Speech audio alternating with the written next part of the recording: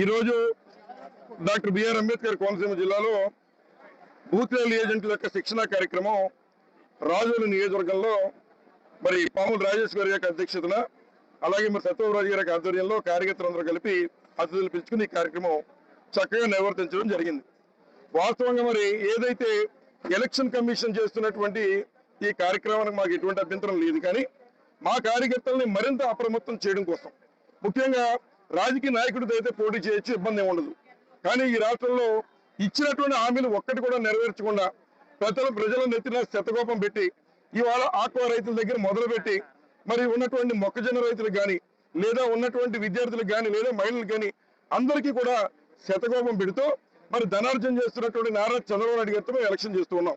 కాబట్టి ఓటు చోరీ అనేటువంటి కార్యక్రమం చంద్రబాబు నాయుడు గారు దేనికైనా సిద్ధపడతాడు, ఓట్లను చోరీ చేయడానికి కూడా మరి సిద్ధపడతాడు. కనుక అన్ని నియోజకవర్గాల్లో ఓట్లు మరి జాగ్రత్త చేసుకుని మరి అంబేద్కర్ గారు ఇచ్చిన ఓటు ద్వారానే ఈ కూటమి ప్రభుత్వం యొక్క కూటమి ప్రభుత్వం యొక్క నాళ్లు పెంచగలుగుతాం.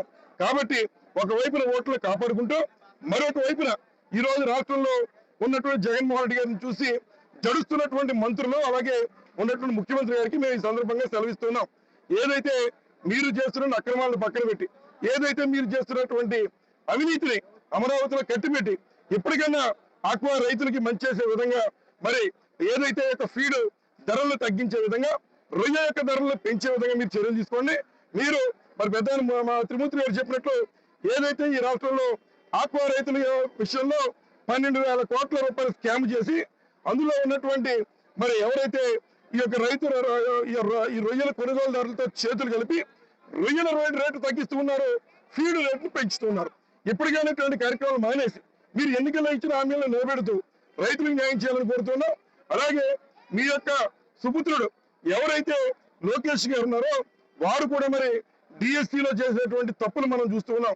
ముఖ్యంగా మరి ఎవరైతే డిఎస్సికి అపీర్ అయినటువంటి విద్యార్థులు ఉన్నారో వారి భవిష్యత్తుని నాశనం చేస్తూ ఇవాళ మరి వారు ఏదైతే డిఎస్సిలో ఉన్నటువంటి పోస్టులను కూడా ఎప్పుడూ లేనటువంటి విధానాలను అవలంబించి ఒక పోస్ట్ వచ్చి 15 లక్షలకి అమ్మేసుకునేటువంటి కార్యక్రమం స్వయాన నీ పుత్రుడు యొక్క శాఖలో జరుగుతుంది.